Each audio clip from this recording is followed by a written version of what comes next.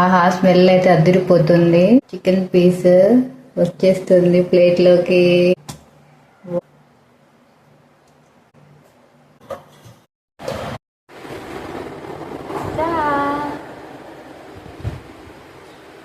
ఆహా, స్మెల్ అయితే సూపర్.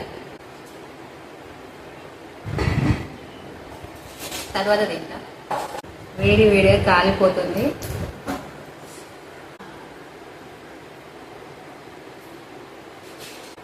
ఆహా, అబ్బా సూపర్.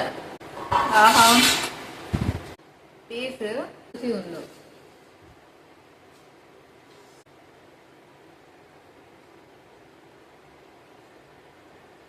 ఆ హ్యాండ్కి ఇంత పవర్ ఉంది అంటే నేను అసలు నమ్మలేకపోతున్నా. చూడండి, ఇట్లా ముట్టుకుంటే కరిగిపోతుంది. Very juicy, very tasty. మీరు కూడా ఇంట్లో ట్రై చేసి చెప్పండి ఎలా ఉందో.